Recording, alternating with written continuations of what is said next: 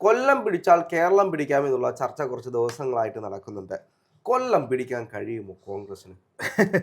കൊല്ലം പിടിക്കാൻ വെച്ചാൽ കോൺഗ്രസിനല്ല, ഏത് പാർട്ടിക്കായാലും കൊല്ലം ജില്ല പിടിച്ചാൽ, മുഴുവനായി പിടിച്ചാൽ സംസ്ഥാനം പിടിക്കാൻ പറ്റുമെന്ന് പറയുന്നതിൽ 100% കാര്യമുണ്ട്. കാരണം കഴിഞ്ഞ തിരഞ്ഞെടുപ്പിൽ 9 സീറ്റുകൾ ഇടതുപക്ഷത്തിനൊപ്പം നിന്ന മണ്ഡലമാണ് കൊല്ലം. 11 സീറ്റുകളിൽ 9 സീറ്റുകൾ.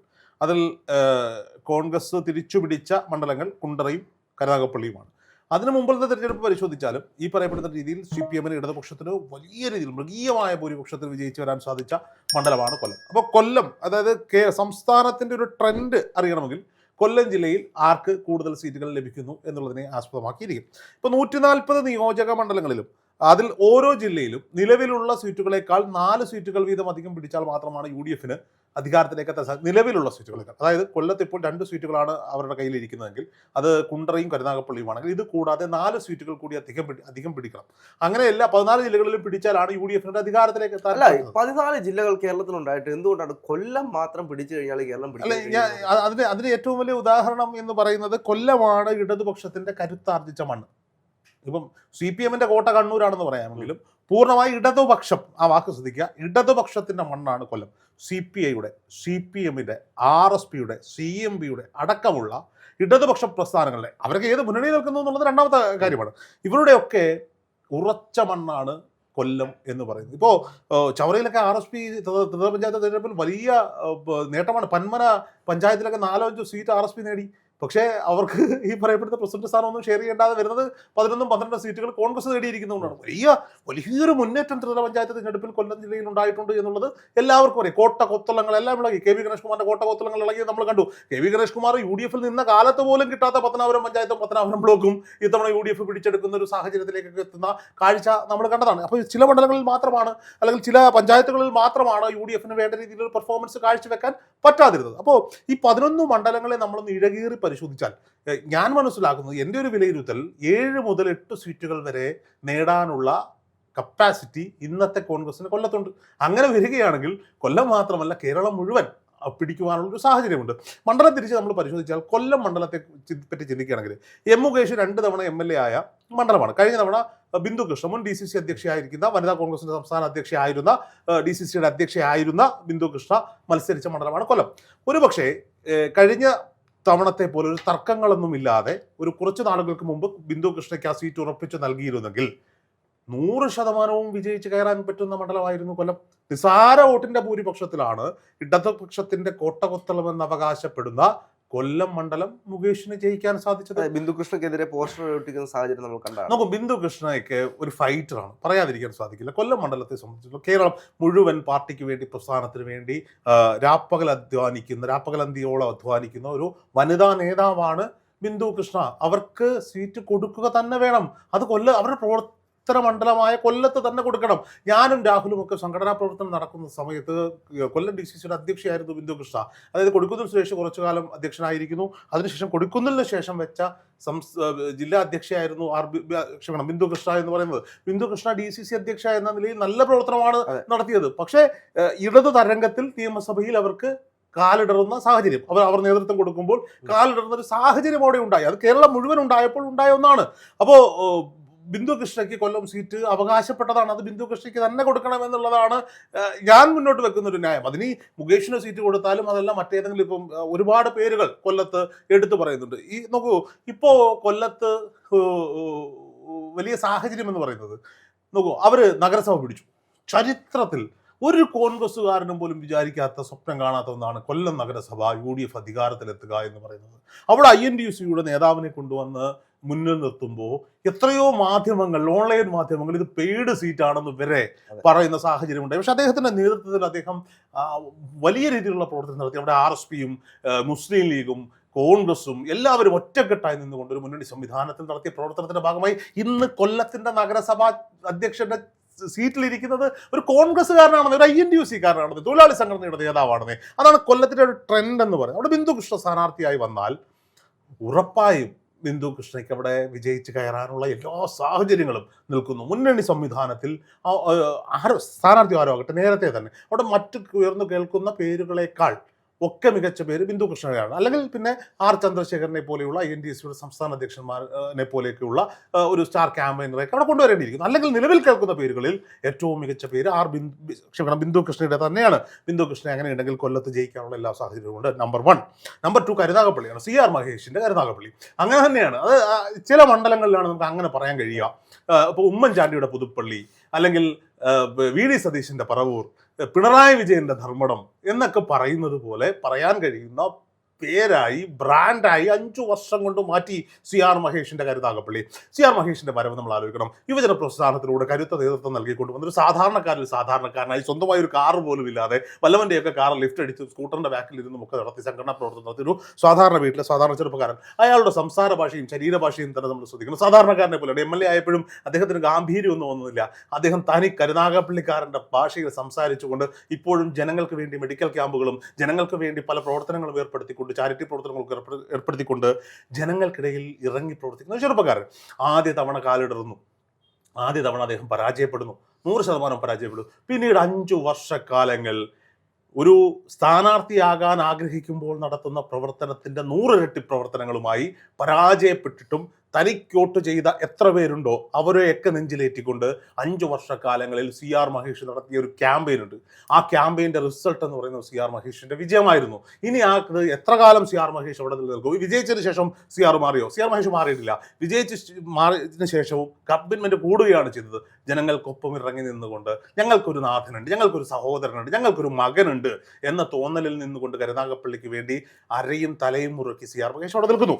ഇന്നും പരാജയപ്പെട്ട മണ്ഡലങ്ങളെ നോക്കിക്കൊണ്ട് കേരളത്തിലെ 140 മണ്ഡലങ്ങളിലും 20 ലോക്സഭാ മണ്ഡലങ്ങളിലും പറയുന്നൊരു കാര്യമുണ്ട്: CR മഹേഷിനെ പോലെ വേണം പ്രവർത്തിക്കാൻ. എന്താ കാര്യം?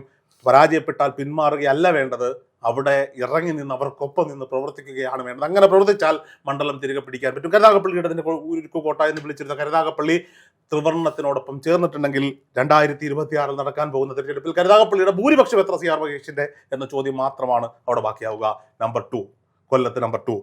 നമ്പർ 3 ചവറയാണ്. ഷിബു ബേബി ജോണിന്റെ ചവറ. ഇപ്പോഴും സുജിത്ത് വിജയൻപിള്ളയുടെ ചവറ എന്ന് പറയാൻ സാധിക്കില്ല.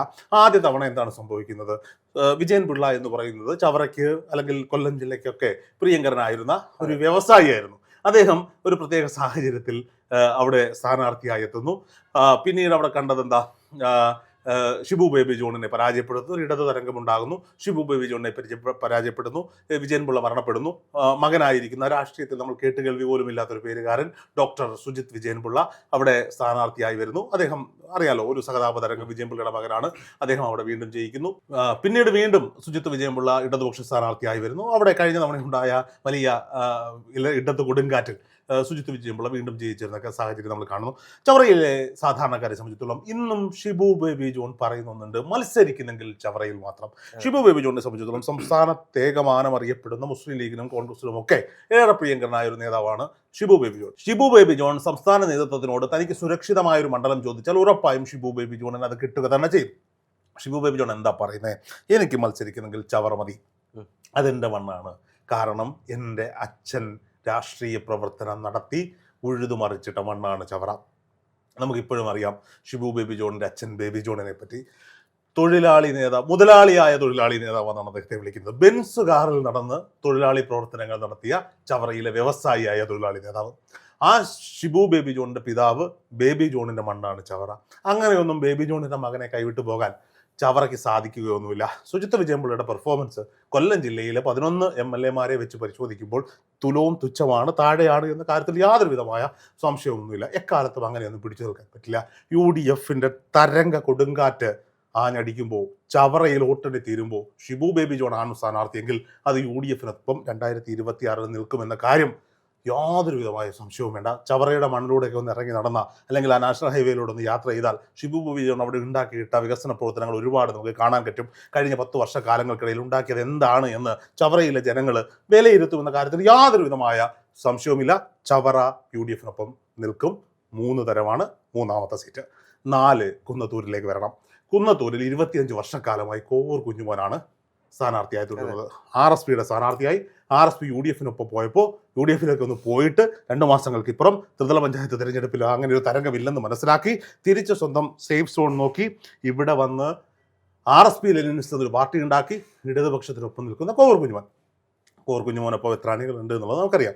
കുന്നത്തൂരിൽ ഒരു വലിയ തൊഴിലാളി പ്രസ്ഥാനങ്ങളുടെയൊക്കെ അടിവേര് ഓടുന്ന PDPക്കൊക്കെ വലിയ സ്വാധീനമുള്ള ഒരു മണ്ണാണ്. BJPക്ക് വലിയ രീതിയിൽ കടന്നു കയറാൻ സാധിക്കാത്ത PDJSന്റെ സീറ്റാണ്. അപ്പോൾ സ്വാഭാവികമായിട്ടും അവിടെ ഒരു ഇടതു തരംഗം എപ്പോഴും നിലനിൽക്കുകയും ഒപ്പം ഇടതുപക്ഷ പ്രസ്ഥാനങ്ങളെല്ലാം ഒരുമിച്ച് നിൽക്കുകയും RSP ലെനിനിസ്റ്റ് എന്ന രീതിയിൽ കോവൂർ കുഞ്ഞുമോൻ 25 വർഷക്കാലമായി തുടരുന്ന ഒരു മണ്ണാണ്. അവിടെ ഇത്തവണ ഇടതുപക്ഷത്ത് നിന്ന് കോവൂർ കുഞ്ഞുമോനാണോ സ്ഥാനാർത്ഥി? ഈ പറയപ്പെടുന്ന ലെനിനിസ്റ്റ് പാർട്ടിക്ക് സീറ്റുണ്ടോ എന്ന കാര്യത്തിലൊന്നും ഒരു ഉറപ്പും ലഭിച്ചിട്ടില്ല. കാരണം RSP ലെനിനിസ്റ്റ് ഇപ്പോഴും മുന്നണിയിൽ എടുത്തിട്ടില്ല. ബാലകൃഷ്ണപിള്ളയുടെ പാർട്ടിയായ കേരള കോൺഗ്രസ് പിയെയും മാണിയുടെ പാർട്ടിയായ കേരള കോൺഗ്രസ് എമ്മിനെയും ഒക്കെ ഇടതു മുന്നണിയിൽ എടുത്തിട്ടും പാവപ്പെട്ട കോവൂർ കുഞ്ഞുമോൻ്റെ RSP ലെനിനിസ്റ്റിനെ ഇപ്പോഴും എന്തില്ല, മുന്നണിയിൽ എടുത്തിട്ടില്ല. 25 വർഷക്കാലമായി MLA ആയി തുടരുന്നു. KB ഗണേഷ് കുമാറിന് എത്രത്തോളം ഈ പറയപ്പെടുന്ന സഭയിൽ എക്സ്പീരിയൻസ് ഉണ്ടോ അത്രയും എക്സ്പീരിയൻസ് ഉള്ള ആളാണ് കോവൂർ കുഞ്ഞുമോൻ. ശാസ്താംകോട്ട തടാകത്തെ പ്രണയിച്ച് വിവാഹം പോലും കഴിക്കാൻ നടക്കുന്ന മനുഷ്യൻ എന്നൊക്കെയാണ് പുള്ളി അവകാശപ്പെടുന്നത്. പക്ഷേ എത്ര തവണ ഗണേഷ് കുമാർ മന്ത്രിയായി, എത്ര തവണ വേറെ പോസ്റ്റുകൾ പേറി നമ്മുടെ മുന്നിലുണ്ട്. പക്ഷേ ഇപ്പോഴും ഈ പറയപ്പെടുന്ന 25 വർഷക്കാലവും ഈ പറയപ്പെടുന്ന കോവൂർ കുഞ്ഞുമോന് MLA മാത്രമായിരിക്കാൻ മാത്രമാണ് വിധി ഉണ്ടായിട്ടുള്ളത്. നമ്മൾ മനസ്സിലാക്കേണ്ടുന്ന സാഹചര്യമാണ്. കോവൂർ കുഞ്ഞുമോനെതിരെ അവിടെ മത്സരിക്കുന്നത് RSPയിൽ നിന്ന് ഉല്ലാസ് കോവൂരാണ് എന്ന കാര്യത്തിൽ യാതൊരു വിധമായ സംശയമില്ല. മാധ്യമപ്രവർത്തകരായിരുന്ന, മുഴുവൻ സമയ രാഷ്ട്രീയ പ്രവർത്തകരായ, കഴിഞ്ഞ വർഷങ്ങളിൽ പതിറ്റാണ്ടുകളിൽ കോവൂർ കുഞ്ഞുമോനെ വെല്ലുവിളിച്ചുകൊണ്ട് സ്ഥാനാർത്ഥിയായി നിൽക്കുന്ന കോവൂരുകാരൻ തന്നെയായ കുന്നത്തൂരിന്റെ പ്രിയപ്പെട്ട കലാകാരനായ ഈ പറയപ്പെടുന്ന ഉല്ലാസ് കോവൂർ കഴിഞ്ഞ തിരഞ്ഞെടുപ്പുകൾ, അതായത് ലോക്സഭാ തിരഞ്ഞെടുപ്പുകളിൽ കൊടിക്കുന്നിൽ സുരേഷിനൊപ്പം തോളോട് തോൾ ചേർന്ന് നിന്ന് കുന്നത്തൂരിന്റെ പ്രവർത്തന മേഖലയിലൊക്കെ പ്രവർത്തനങ്ങളെ ഏകോപിപ്പിച്ച ഒരു കോൺഗ്രസ്സുകാരനെ പോലെ തന്നെ മുന്നണിയിലെ ഒരാളായ RSPക്കാരനായ ഉല്ലാസ് കോവൂർ ഉണ്ടായിരുന്നു എന്നുള്ളത് നമ്മളെല്ലാം മാധ്യമപ്രവർത്തകരായ നമുക്കെല്ലാം അറിവുള്ള കാര്യമാണ്. ഞാൻ ഈ മാവേലിക്കര മണ്ഡലത്തിൽ റിപ്പോർട്ടിങ്ങിനൊക്കെ ഇപ്പോൾ എവിടെ പോയാലും ഉല്ലാസ് കോവൂരിന്റെ ഒരു സ്വാധീനം ഉണ്ടായിരുന്നു. ആരെ കണ്ടാലും മോനേടാ എന്ന് വിളിച്ചുകൊണ്ട് ഓടിയെത്തുന്ന ഉല്ലാസ് കോവൂരിന് 100% ഇത്തവണ സാധ്യതയുണ്ട്. ത്രിതല പഞ്ചായത്ത് തിരഞ്ഞെടുപ്പുകളുടെ ഒരു റിസൾട്ട് കാണിക്കുന്നത് അങ്ങനെയാണ്. കോവൂർ കുഞ്ഞുമോൻ മത്സരിച്ചാലും കോവൂർ കുഞ്ഞുമോന് പകരം ആ സീറ്റ് CPM ഏറ്റെടുത്ത് സോമപ്രസാദിനെ പോലെ അല്ലെങ്കിൽ മറ്റാരെങ്കിലുമൊക്കെ സീനിയർ നേതാക്കന്മാർ അവിടെ മത്സരിക്കാൻ വന്നാലും കഴിഞ്ഞ കാലങ്ങളിൽ തങ്ങൾക്കൊപ്പം നിന്ന ഈ പറയുന്ന ഉല്ലാസ് കോവൂരിനെ കുന്നത്തൂരിൻ്റെ ജനത മറക്കില്ല. സീറ്റ് നമ്പർ 4 കൊല്ലത്ത്. പിന്നെ നമ്മൾ വണ്ടി നേരെ രണ്ടാം പിണറായി സർക്കാരിൻ്റെ രണ്ടാമൻ ആയ KN ബാലഗോപാൽ മന്ത്രിയായിരിക്കുന്ന MLA ആയിരിക്കുന്ന ബാലകൃഷ്ണപിള്ളയുടെ തട്ടകമായിരുന്ന കൊട്ടാരക്കരയിലേക്ക് വരുമ്പോൾ 15 വർഷക്കാലം കൊട്ടാരക്കര ഇടതുപക്ഷത്തിന് വേണ്ടി പിടിച്ചുകൊടുത്ത ഐഷ പോറ്റിയുടെ UDFിലേക്കുള്ള കോൺഗ്രസിലേക്കുള്ള വരവ് ചർച്ചയാകുന്ന കൊട്ടാരക്കര 50,000-ൽ പരം വോട്ടുകൾ, അതായത് പിണറായി വിജയനേക്കാൾ ഭൂരിപക്ഷത്തിൽ ഒന്നാം പിണറായി സർക്കാരിന്റെ കാലഘട്ടത്തിൽ വിജയിച്ചു വന്നൊരു നേതാവായിരുന്നു ഈ പറയപ്പെടുന്ന ഐഷ പോറ്റി. ഐഷ പോറ്റി മുന്നിട്ടിറങ്ങി നേതൃത്വം കൊടുത്ത് KN ബാലഗോപാലിന് വേണ്ടി ഇലക്ഷൻ നയിച്ചിട്ടും KN ബാലഗോപാൽ അവിടെ ലഭിച്ച വോട്ട് കേവലം 10,000 ശിഷ്ട വോട്ടുകൾ. നമ്മൾ മനസ്സിലാക്കേണ്ട ഒരു കാര്യമുണ്ട്. കൊട്ടാരക്കരയിൽ കഴിഞ്ഞ തിരഞ്ഞെടുപ്പിൽ എഴുതി വെച്ചോ, കഴിഞ്ഞ നിയമസഭാ തിരഞ്ഞെടുപ്പിൽ കൊട്ടാരക്കരയിൽ ഉയർന്നു കേട്ട NDAയുടെ സ്ഥാനാർത്ഥിയുടെ പേര് സന്ദീപ് വാര്യർ എന്നാണ്. സന്ദീപ് വാര്യരെ പോലെ നാട്ടാരറിയുന്ന ഒരു BJP നേതാവ് ഇപ്പോൾ കോൺഗ്രസിലാണ്. സ്ഥാനാർത്ഥിയായി വരുമെന്ന് പ്രതീക്ഷിച്ചെടുത്ത് അവിടെ വൈക്കൽ സോമൻ എന്ന് പറയുന്ന അവിടുത്തെ പ്രാദേശിക നേതാവിനെയാണ് അവിടെ മത്സരിപ്പിച്ചത്. അവിടെ CPM-ഉം BJP-യും തമ്മിൽ ഉറപ്പായും സെറ്റിൽമെന്റ് നടന്നിട്ടുണ്ട്. കാരണം KN ബാലഗോപാലിന്റെ കുടുംബാന്തരീക്ഷവും പശ്ചാത്തലവും ഒക്കെ ഒന്ന് പരിശോധിച്ചാൽ അതിനുള്ള കാരണങ്ങൾ ലഭിക്കും. അപ്പോൾ BJP-യുടെ വോട്ട് കൊണ്ടതാണ് കേവലം 10,000 വോട്ടുകൾക്ക് KN ബാലഗോപാൽ വിജയിച്ചു. സന്ദീപ് വാര്യരായിരുന്നു അവിടെ BJP സ്ഥാനാർത്ഥിയെങ്കിൽ ഉറപ്പായിട്ടും രണ്ടാം പിണറായി സർക്കാരിന്റെ നിയമസഭയിൽ KN ബാലഗോപാൽ മന്ത്രിയായിട്ടുണ്ടാകുമായിരുന്നില്ല. അവിടെ രശ്മി കൊട്ടാരക്കരയിൽ നിന്നുള്ള MLA അവിടെ എത്തുമായിരുന്നു. കാരണം ജനപ്രിയയാണ്, ജില്ലാ പഞ്ചായത്തിൽ ഉണ്ടായിരുന്ന ആളാണ്, അത്യാവശ്യം ആളുകളുമായിട്ടൊക്കെ ബന്ധമുള്ള ആളാണ് രശ്മി. പക്ഷേ ഐഷ പോറ്റി വരുമ്പോൾ കളമാറും. ഐഷ പോറ്റി എല്ലാ പാർട്ടിക്കാർക്കും സമ്മതിയായ ഒരു നേതാവാണ്. അതുകൊണ്ടാണല്ലോ കൊട്ടാരക്കര പോലൊരു മണ്ഡലത്തിൽ ബാലകൃഷ്ണപിള്ളയുടെ തട്ടകമായിരുന്ന മണ്ഡലത്തിൽ 50,000-ൽ പരം വോട്ടുകളുടെ ഭൂരിപക്ഷത്തിൽ ഈ പറയപ്പെടുന്ന ഐഷ പോറ്റി ജയിച്ചു വരുന്നത്. BJP വോട്ടുകൾ ഐഷ പോറ്റിക്ക് ലഭിക്കും, CPM വോട്ടുകൾ ലഭിക്കും, CPI വോട്ടുകൾ ലഭിക്കും, RSP വോട്ടുകൾ ലഭിക്കും. അവിടെ ഏതൊക്കെ പാർട്ടിയുണ്ടോ ആ പാർട്ടികളുടെ വോട്ടുകളിൽ നിന്ന്, വീടുകളിൽ നിന്ന്, അകത്തളങ്ങൾ, വോട്ടുകൾ ഇരിക്കുന്ന എപ്പോഴും വീടിന്റെ അകത്തളങ്ങളുള്ള സ്ത്രീജനങ്ങൾ, പുതിയ വോട്ടർമാർ ഒക്കെ വോട്ട് ചെയ്യാൻ ആഗ്രഹിക്കുന്ന, ധാർഷ്ട്യമില്ലാത്ത, സ്നേഹത്തോടെ പെരുമാറുന്ന, ചിരിച്ചുകൊണ്ട് പെരുമാറുന്ന, എന്നാൽ കാര്യപ്രാപ്തിയുള്ള നേതാവിന്റെ പേരാണ് ഐഷ പോറ്റി. കൊട്ടാരക്കരയിൽ ഇന്ന് കാണുന്ന വികസനങ്ങൾക്കെല്ലാം പിന്നിൽ ഐഷ പോറ്റിയുടെ കരങ്ങളുണ്ട്, പേരുണ്ട്. 5 വർഷക്കാലം കൊണ്ട് വികസനങ്ങൾ പേപ്പറിൽ മാത്രം ഒതുങ്ങിയപ്പോൾ 5 വർഷങ്ങൾക്കിപ്പുറം ഒരു നിയമസഭാ തിരഞ്ഞെടുപ്പ് തലയ്ക്ക് മുന്നിൽ വന്ന് നിൽക്കുമ്പോൾ മാത്രമാണ് KN ബാലഗോപാലിന് ഫണ്ട് അനുവദിക്കാനും സർക്കാരിന് ഫണ്ട് അനുവദിക്കാനും കൊട്ടാരക്കരയിൽ സാധിച്ചിട്ടുള്ളത്. കൊട്ടാരക്കര പുലമൺ ജംഗ്ഷൻ തൊട്ട് അങ്ങോട്ട് കൊട്ടാരക്കര നഗരത്തിൽ മാത്രം ഒന്ന് കണ്ണോടിച്ചാൽ ഐഷ പോറ്റിയുടെ പേരുകൾ സുവർണ്ണ ലിപിയിൽ ആലേപനം ചെയ്തു വെച്ചിരിക്കുന്ന എത്രയെത്ര കെട്ടിടങ്ങൾ, എത്രയെത്ര പദ്ധതികൾ നമുക്ക് കാണാൻ കഴിയും. കൊട്ടാരക്കര UDF സ്ഥാനാർത്ഥി ഐഷ പോറ്റിയാണെങ്കിൽ കൊട്ടാരക്കര ഇത്തവണ കൊട്ടാരക്കര പിടിക്കാൻ പോകുന്നത് UDF ആണ്. കൊട്ടാരക്കരയുടെ MLA-യുടെ പേര് എഴുതി വെച്ചോ, വേണമെങ്കിൽ വരാൻ പോകുന്ന UDF മന്ത്രിസഭയിലെ വനിതാ മന്ത്രിയുടെയും പേര് എഴുതി വെച്ചോ, അത് ഐഷ പോറ്റി എന്ന് തന്നെയായിരിക്കും. Seat number 5. ഇനി സി ആർ മഹേഷിനെ പോലെ ഐഷ പോറ്റിയെ പോലെ ഒരു പേരുകാരനിലേക്ക് പോകണം. മണ്ഡലം പേര് കുണ്ട്ര. കുണ്ട്ര പിടിക്കാൻ വീണ്ടും മേഴ്സിക്കുട്ടിയമ്മ ഇറക്കുന്നൊരു വാർത്ത ഉണ്ട്. എടാ, ഈ മേഴ്സിക്കുട്ടിയമ്മയെ തോൽപ്പിച്ചു വിട്ട ആളുടെ പേരാണ് പി സി വിഷ്ണുനാഥ്. കടൽ സ്വത്തുക്കളും വരെ എഴുതി വിറ്റു എന്ന ആരോപണം നേരിട്ട നേതാവിന്റെ പേരെന്താ? CPM-ന്റെ മേഴ്സിക്കുട്ടിയമ്മ. കുണ്ട്രയിലൊന്നും ഒരു രക്ഷയില്ല. ചെറുപ്പത്തിന്റെ യുവത്വം, ചെറുപ്പമല്ല മധ്യവയസ്സിലോട് എടുത്തുന്നു, എന്നാൽ പോലും പി സി വിഷ്ണുനാഥിന്റെ ഒരു എനർജി ലെവൽ മുഴുവൻ നിറഞ്ഞു നിൽക്കുന്ന മണ്ഡലമാണ് കുണ്ട്ര. ചെറുപ്പക്കാരെയും മധ്യവയസ്കരെയും പ്രായമായവരെയും ഒരുപോലെ ചേർത്ത് പിടിച്ചുകൊണ്ട് പദ്ധതി ആവിഷ്കരിച്ചുകൊണ്ട് ഒരു സംസ്ഥാന നേതാവ് ഉമ്മൻചാണ്ടിയുടെ പ്രിയപ്പെട്ട ശിഷ്യന്മാരിൽ ഒന്നാം പേരുകാരൻ പി സി വിഷ്ണുനാഥ് കൈവെള്ളയിൽ വെച്ചിരിക്കുന്ന കുണ്ട്ര മണ്ഡലം. നമുക്കറിയാം, ചെങ്ങന്നൂരിൽ അവസാനവട്ടം പി സി വിഷ്ണുനാഥ് MLA ആയിരിക്കുമ്പോൾ മണ്ഡലം മറന്ന് രാഷ്ട്രീയ പ്രവർത്തനത്തിനും ഗ്രൂപ്പ് വർക്കിനും പോയി എന്നൊരു പേര് ദോഷം കോൺഗ്രസ്സുകാർ പോലും ഉയർത്തി കാട്ടിയതിന്റെ പേരിൽ ചെങ്ങന്നൂർ മണ്ഡലം നഷ്ടപ്പെടുത്തിയ MLA-യുടെ പേര് തന്നെയാണ് ഈ പറയപ്പെടുന്ന പി സി വിഷ്ണുനാഥ്. പറയാതിരിക്കാൻ കഴിയില്ല. എല്ലാം അങ്ങ് നല്ലത് മാത്രം പറഞ്ഞാൽ പോരല്ലോ, മോശവും പറയണം. ആ പി സി വിഷ്ണുനാഥ് ആ പേര് ദോഷം മാറ്റി കഴിഞ്ഞ 5 വർഷക്കാലങ്ങൾ കുണ്ട്രയുടെ മണ്ണിൽ കുണ്ട്രയുടെ ജനങ്ങളോടൊപ്പം നിന്നുകൊണ്ട് പി സി വിഷ്ണുനാഥ് നടത്തിയ പ്രവർത്തനങ്ങൾ. പി സി വിഷ്ണുനാഥ് പറഞ്ഞു, മത്സരിക്കാൻ ഞാൻ റെഡിയാണ്, കുണ്ട്രയാണെങ്കിൽ ഇല്ലെങ്കിൽ ഇല്ല. ആ കോൺഫിഡൻസിനാണ് നമ്മൾ കൈയടിക്കേണ്ടത്. കുണ്ട്ര പി സി വിഷ്ണുനാഥിന്റെ കൈവെള്ളയിൽ ഇരിക്കുന്ന മണ്ഡലമാണ് കുണ്ട്ര. പി സി വിഷ്ണുനാഥ് നിലനിർത്തും. Seat number 6. 6 മണ്ഡലങ്ങൾ ഞാൻ പറഞ്ഞതും ഈ പറയപ്പെടുന്ന UDF-ന്റെ അനുകൂലമായ മണ്ഡലങ്ങൾ മാത്രമാണ്. ഇനി മറ്റൊരു മണ്ഡലത്തിലേക്ക് പോകാം. ഇരവിപുരം മണ്ഡലം. നൗഷാദ് MLA ആണ് ഇരവിപുരത്തിന്റെ MLA ആയിരിക്കുന്ന ആൾ. UDF മുന്നണിയിലുള്ള മുസ്ലിം ലീഗും RSPയും ഒരേ തവണ, അതായത് മുസ്ലിം ലീഗ് UDF-ലും RSP LDF-ലും നിൽക്കുമ്പോൾ പരസ്പരം മത്സരിച്ച് ജയിച്ചിട്ടുള്ള, അങ്ങോട്ടും ഇങ്ങോട്ടും ജയിച്ചിട്ടുള്ള മണ്ഡലമാണ് ഇരവിപുരം. ആ RSPയും മുസ്ലിം ലീഗും UDF-ൽ ഉണ്ടായിട്ടും കഴിഞ്ഞ 3 വർഷക്കാലങ്ങളായി പരാജയപ്പെടുന്ന മണ്ഡലത്തിന്റെ പേരും ഇരവിപുരം എന്ന് തന്നെയാണ്. ഇരവിപുരം എപ്പോഴും ഒരു ഇടതുപക്ഷ അനുകൂല ട്രെൻഡ് കാണിക്കുന്ന മണ്ഡലമാണ്. നൗഷാദിന് സീറ്റ് ഉണ്ടാകുമോ എന്ന കാര്യത്തിൽ സംശയമുണ്ട്. അവിടെ ഇടതുപക്ഷ സ്ഥാനാർത്ഥിയായി ആര് വരുന്നു, അല്ലെങ്കിൽ സീറ്റ് ആർക്ക് എന്നതിനെയൊക്കെ ആസ്പദമായിരിക്കും. അവിടെ ഉയർന്നു കേൾക്കുന്ന പേര്, മുസ്ലിം ലീഗ് സീറ്റ് ആവശ്യപ്പെട്ടിട്ടുണ്ട്, കൊടുക്കാൻ കഴിയില്ല എന്ന് അസീസിനെ പോലെയുള്ള ആളുകളെ വായടപ്പിച്ചു വെച്ചാൽ വിജയിക്കാൻ സാധ്യതയുള്ള മണ്ഡലം തന്നെയാണ് ഇരവിപുരം. അസീസ് വളരെ മോശമായ ചിലപ്പോൾ സാധ്യതയുണ്ട്. കാരണം പുനലൂര് മുസ്ലിം ലീഗ് തിരിച്ചു കൊടുക്കുന്ന അത് പുനലൂരിലേക്ക് വരുമ്പോൾ നമുക്ക് സംസാരിക്കാം.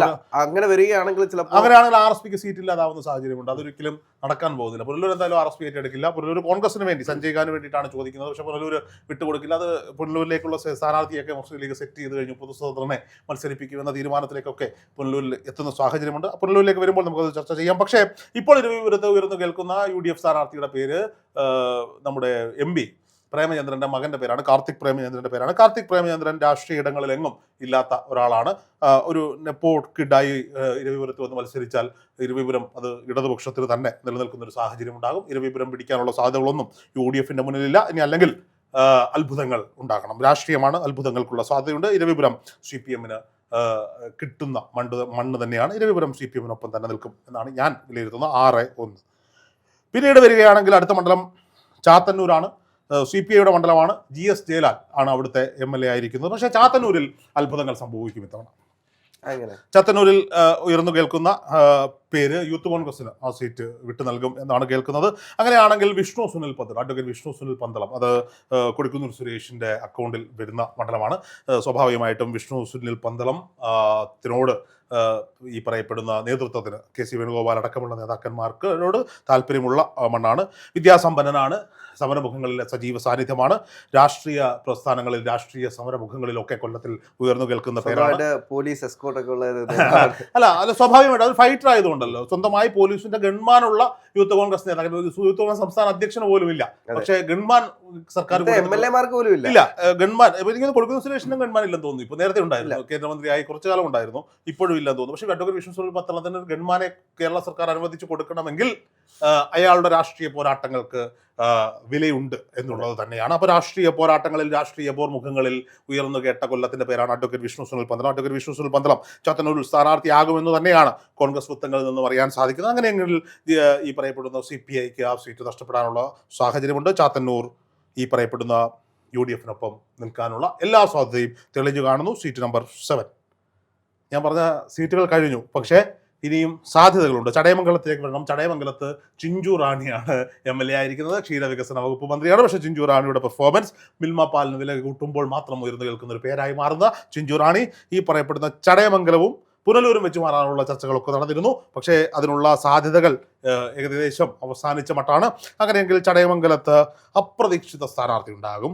അപ്രതീക്ഷിത സ്ഥാനാർത്ഥി ആര് എന്നുള്ളത് അറിയില്ല. എന്തായാലും ഒരു നെക്ക് ടു നെക്ക് ഫൈറ്റിന് സാധ്യതയുള്ള രണ്ടുപേർക്കും അങ്ങോട്ടും ഇങ്ങോട്ടും എന്താ പറയുക, അങ്ങോട്ടും ഇങ്ങോട്ടും അവകാശപ്പെടാൻ സാധിക്കാത്ത ചടയമംഗലം ഇടതുപക്ഷ മണ്ണാണ് കേട്ടോ, ഇല്ലെന്നൊന്നും പറയാൻ കഴിയില്ല. പ്രയാർ ഗോപാലകൃഷ്ണൻ മണ്ണോട് മത്സരിച്ച മണ്ണാണ്. അപ്പം ചടയമംഗലത്തൊരു നെക്ക് ടു നെക്ക് ഫൈറ്റ് നടക്കാനുള്ള സാധ്യത അതുള്ളത് ആരുടെയും അക്കൗണ്ടിൽ കൂട്ടുന്നില്ല. പിന്നെയുള്ളത് പുനലൂരാണ്. പുനലൂരിൽ സുബാൽ ജനകീയനായ MLA ആണ് സുബാൽ. അവിടെ മുസ്ലിം ലീഗിൻ്റെ സീറ്റാണ്. മുസ്ലിം ലീഗിലേക്ക് അവിടെ ഒരു പൊതു സ്വതന്ത്രൻ മത്സരിക്കുമെന്ന് പറയുന്നു. അവിടെ ജില്ലാ പഞ്ചായത്തിലും ബ്ലോക്ക് പഞ്ചായത്ത് അംഗവും ഒക്കെ ആയിരുന്ന, ഗ്രാമപഞ്ചായത്തിൻ്റെ പ്രസിഡന്റൊക്കെ ആയിരുന്ന CPM-ൽ നിന്ന് ഒരു സഖാവ് പാർട്ടി മാറി മുസ്ലിം ലീഗിലേക്ക് പോയിട്ടുണ്ട്. ഒരു പക്ഷേ അവർ അല്ലെങ്കിൽ കോൺഗ്രസ് മുഖങ്ങളിൽ സജീവമായ സഞ്ചയിക്കാനുള്ള സാധ്യതകളുണ്ട്. പുനലൂരും ഈ പറയപ്പെടുന്ന പോലെ ഒരു UDF മണ്ണല്ല, LDF മണ്ണാണ്. അത് LDF-നൊപ്പം നിൽക്കാനാണ് സാധ്യത.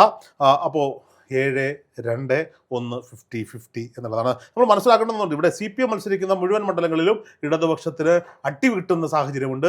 ഞാൻ ഈ പറഞ്ഞ 2 മണ്ഡലങ്ങളും CPIയുടെ മണ്ഡലങ്ങളാണ്. CPM-ന് വലിയ തിരിച്ചടി നേടാൻ പോകുന്ന മണ്ഡലമാകുന്നു, ജില്ലയാകുന്നു കൊല്ലം എന്ന് നമ്മൾ മനസ്സിലാക്കണം. പിന്നീട് നമുക്ക് വിട്ടുപോയൊരു പേരുണ്ട്, പത്തനാപുരം. KB ഗണേഷ് കുമാറിൻ്റെ പത്തനാപുരം നിയമസഭാ മണ്ഡലം. അവിടെ UDF-ൻ്റെ സ്ഥാനാർത്ഥി ആര് എന്ന കാര്യത്തിൽ ചില തർക്കങ്ങളൊക്കെ ഉണ്ട് എന്ന് പറയുമ്പോൾ പോലും കഴിഞ്ഞ തവണ പത്തനാപുരത്ത് വലിയ രീതിയിൽ ഫൈറ്റ് നടത്തിയ ജ്യോതികുമാർ ചാമക്കാല സജീവമായ 5 വർഷക്കാലങ്ങൾ നമ്മൾ നേരത്തെ പറഞ്ഞ കരുനാഗപ്പള്ളി ചർച്ച ചെയ്തപ്പോൾ CR മഹേഷിൻ്റെ പോരാട്ടം ചർച്ച ചെയ്തതുപോലെ 5 വർഷക്കാലമായി രാഷ്ട്രീയ മുഖങ്ങളിൽ പോർ വിളിച്ചുകൊണ്ട് ജ്യോതികുമാർ ചാമക്കാല നിറഞ്ഞു നിൽക്കുന്നു. പക്ഷേ അവിടെ സീറ്റ് മോഹവുമായി പ്രാദേശികമായി കുറേ നേതാക്കന്മാരുണ്ട്. അവിടെ ഈ കഴിഞ്ഞ തവണ ജ്യോതികുമാർ ചാമക്കാല പരാജയപ്പെട്ടത് KB ഗണേഷ് കുമാറിൻ്റെ മികവ് കൊണ്ടല്ല, അത് UDF-നുള്ളിലെ തൊഴുത്തിൽ കുത്തുകൊണ്ട് മാത്രമാണ് എന്ന് ഉറപ്പിച്ച് പറയാൻ എനിക്കും രാഹുലിനും സാധിക്കും. കാരണം നമ്മൾ രണ്ടുപേരും പത്തനാപുരം നിയമസഭാ മണ്ഡലക്കാരനാണ്. ഇടതു തരംഗം ആളിക്കത്തിയപ്പോഴും ഇടതു തരംഗം വലിയ രീതിയിൽ തരംഗമായപ്പോഴും പത്തനാപുരം നിയമസഭാ മണ്ഡലത്തിൽ 14,000 ഇഷ്ട വോട്ടുകളുടെ ഭൂരിപക്ഷം മാത്രമേ ജനകീയനായ MLA എന്ന് കേരളത്തിൻ്റെ 14 ജില്ലകളിലും പറയപ്പെടുന്ന വലിയ വികസന നായകൻ എന്നൊക്കെ പറയപ്പെടുന്ന KB ഗണേഷ് കുമാറിന് കേവലം 14,000 വോട്ടുകൾ മാത്രം ഭൂരിപക്ഷം നേടാൻ സാധിച്ചുള്ളൂ എങ്കിൽ പത്തനാപുരത്ത് ഇത്തവണ കളം മാറും. UDF-ന്റെ തരംഗമാളി കത്തുന്ന പത്തനാപുരം ബ്ലോക്ക് പഞ്ചായത്തും പത്തനാപുരം ഗ്രാമപഞ്ചായത്തും എല്ലാ ഗ്രാമപഞ്ചായത്തും അടക്കം KB ഗണേഷ് കുമാറിന് വ്യത്യസ്തതകളുണ്ട്. ഇപ്പോൾ എനിക്ക് തോന്നുന്നു കൊല്ലം ജില്ല ഉണ്ടായതിനു ശേഷം, ജില്ലാ പഞ്ചായത്ത് ഉണ്ടായതിനു ശേഷം പിടിക്കാൻ പറ്റാത്തതാണ് തലവൂർ ജില്ലാ പഞ്ചായത്ത്. അത് പത്തനാപുരത്ത് വരുന്ന 2 ജില്ലാ പഞ്ചായത്തുകളാണ്. പത്തനാപുരം മണ്ഡലത്തിൽ വരുന്ന 2 ജില്ലാ പഞ്ചായത്തിൽ ഒന്ന് തലവൂര് കോൺഗ്രസ്, 3